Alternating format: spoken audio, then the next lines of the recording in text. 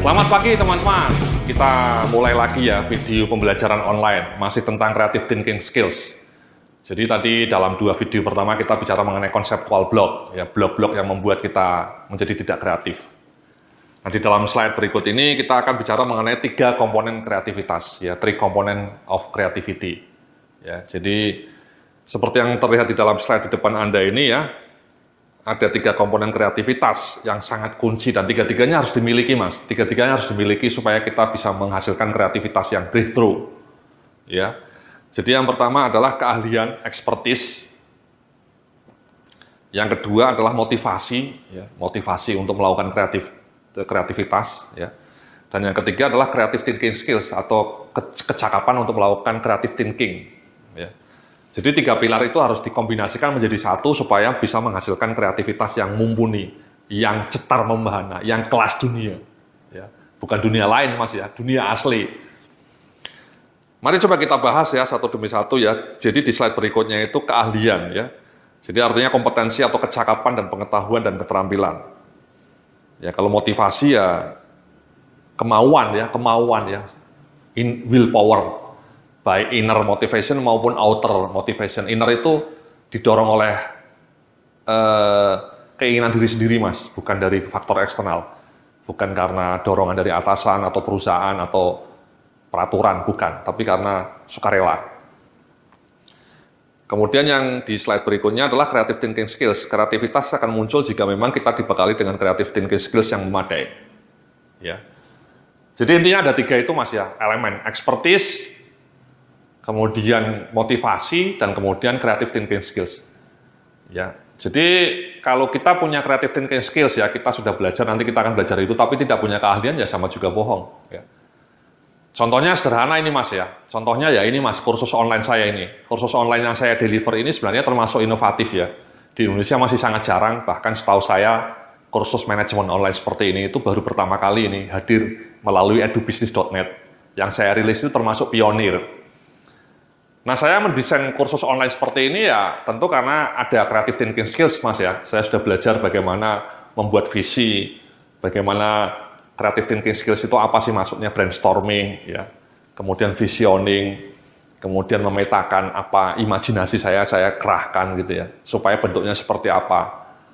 Tapi itu tidak akan mungkin terjadi kalau tidak ada expertise mas. Ya, expertise-nya seperti ini mas, mendeliver presentasi seperti ini, expertise bikin video seperti ini, editingnya, kemudian upload ke webnya, blognya, kemudian merilisnya ke blog, itu butuh keahlian mas ya.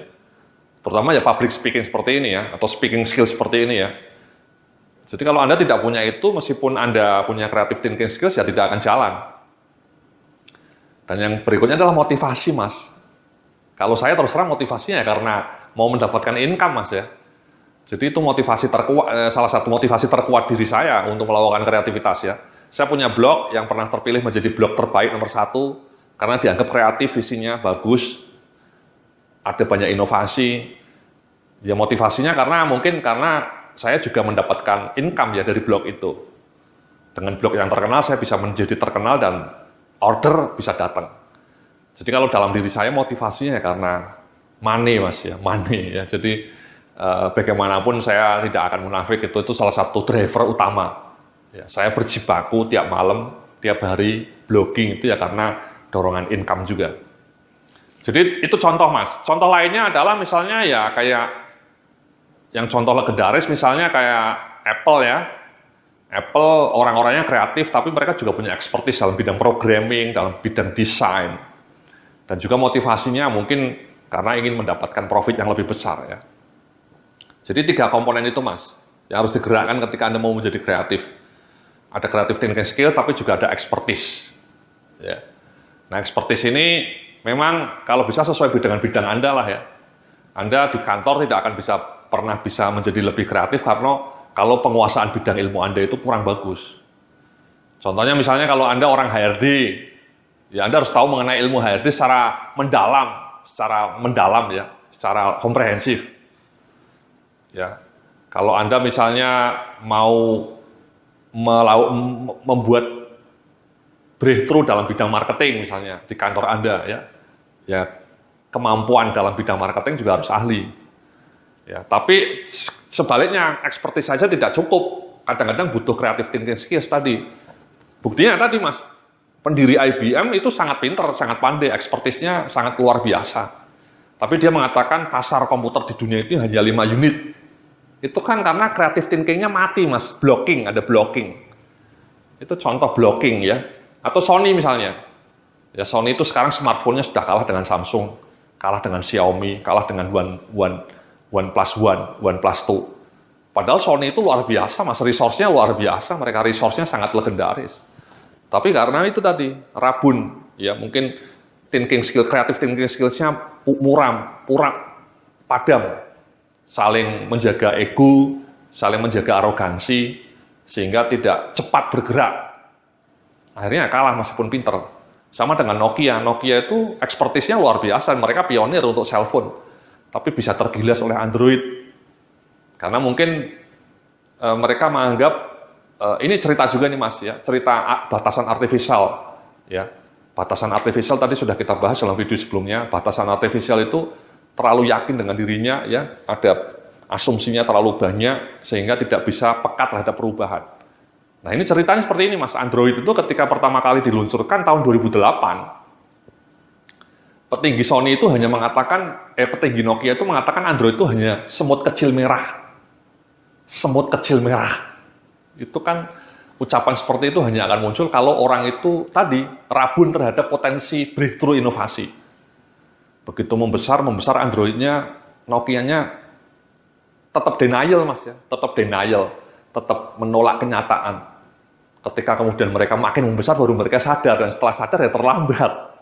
Mereka kolaps, ya, akhirnya dicaplok oleh Microsoft.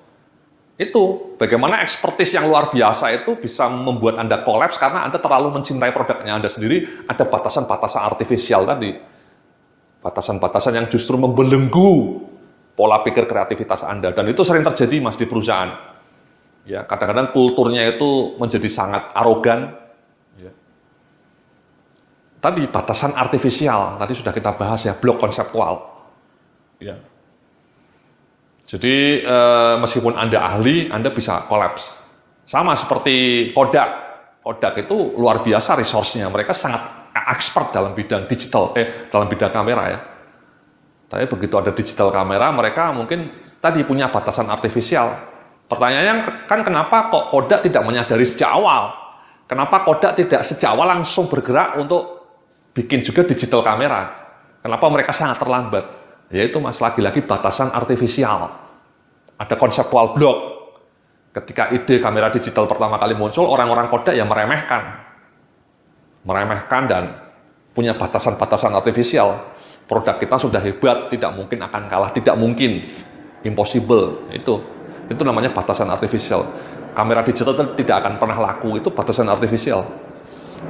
Ya, begitu kamera digitalnya booming, mati deh Kodaknya ya. Sekarang sudah terkubur sunyi dalam kematian.